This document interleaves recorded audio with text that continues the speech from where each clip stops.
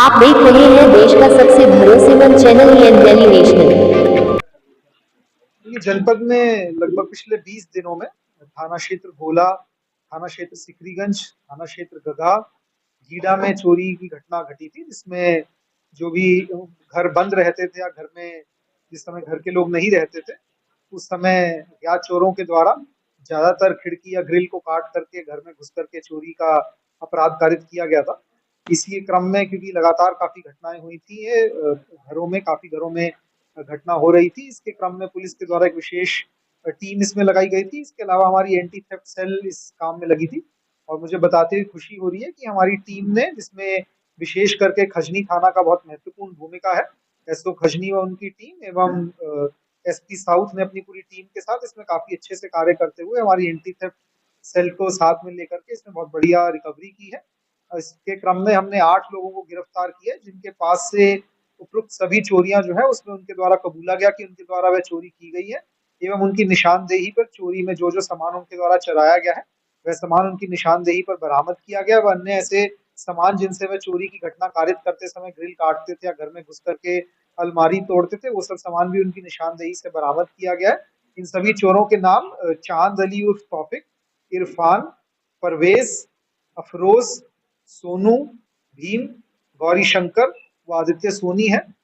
ये सभी लोग मिली भगत करके चोरी के अपराध को कारित कर रहे थे एवं इसको जो लूटा हुआ सामान था उसको जाकर के कहीं बेचते थे या कुछ समय तक के लिए रखते थे, ताकि जैसे ही पुलिस इसमें थोड़ा सा भी वो करे तो उसके बाद जाकर के सामान को आगे इस्तेमाल कर सके।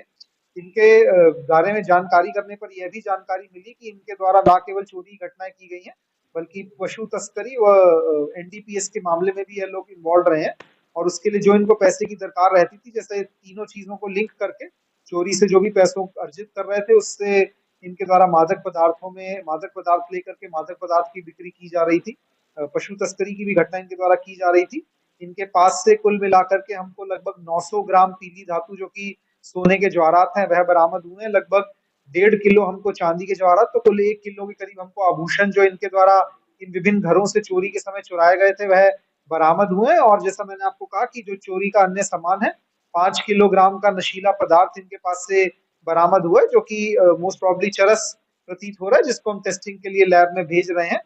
इन सभी अभियुक्तों को गिरफ्तार कर लिया है। इनके और साथियों के नाम भी विवेचना के क्रम में हमारे सामने आए हैं, जिनके लिए हमारी टीमें गठित हैं, जो कि इनके साथियों को भी ढूंढ रही है। बहरहाल हम ये कह सकते हैं कि लगभग हमने जो भी इन घरों में हमारी चोरी की घटनाएं हुई थी उसका 1 करोड़ रुपए का सामान जो है वो इनके कब्जे से इनकी निशानदेही पर बरामद कर लिया है। हमें विशेष रूप से इसमें थाना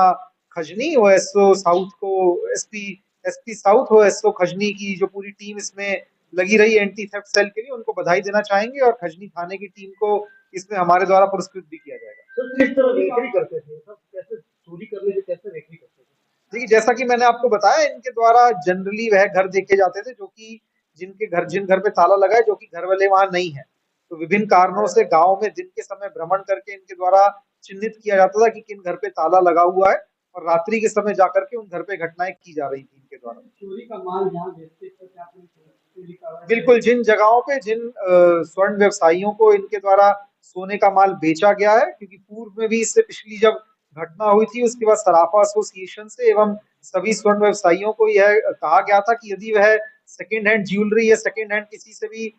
इस्तेमाल की हुई यदि वह आभूषण खरीद रहे हैं तो उसका एक अलग से रजिस्टर मेंटेन करें, जिसमें बेचने वाले का आधार कार्ड नंबर, मोबाइल नंबर और कितना ग्राम सामग्री या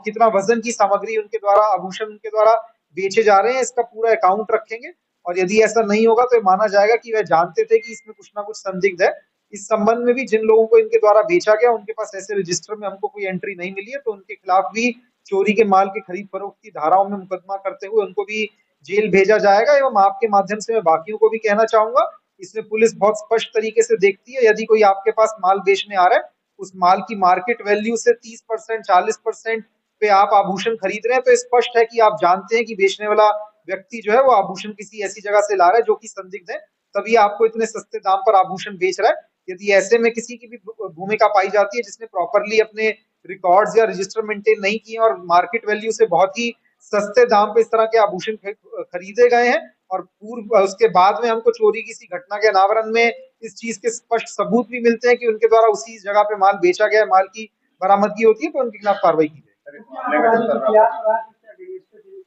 बिल्कुल, इसमें जो इनका आपराधिक इतिहास है वो प्रेस नोट में आपको दे दिया है विस्तार से, क्योंकि जैसा मैंने आपको कहा कि जनपद में ही काफी जगहों पे इन्होंने चोरी की है और उनको और इनके पूर्व के आपराधिक इतिहास को प्रेस नोट में दे दिया गया और ये पूरे गैंग पे गैंगस्टर एक्ट की कार्रवाई करते हुए इनके द्वारा जो भी अपराध से अर्जित संपत्ति बनाई गई है उसको 14 गैंगस्टर एक्ट के तहत कुर्की का भी कार्रवाई की जाएगी। टीम को कोई पुरस्कृत किया जाएगा? बिल्कुल, जैसा मैंने आपको कहा कि खजनी थाना क्षेत्र की टीम ने इसमें बहुत अच्छा कार्य किया, तो एसओ खजनी की टीम को मेरे द्वारा इसमें पुरस्कृत किया जाएगा। इसका जवाब मैंने दे दिया है, जो जैसा मैंने आपको कहा जो भी चोरी का जो भी माल खरीदेगा उसके खिलाफ संबंधित धाराओं में मुकदमा पंजीकृत कर कार्रवाई की जाएगी। जैसा मैंने आपको कहा प्रेस नोट में आपको सारी डिटेल्स मिल जाएंगी, बाकी हमारी आगे की विवेचना में जो भी चीजें आएंगी आपको बता दी जाएगी।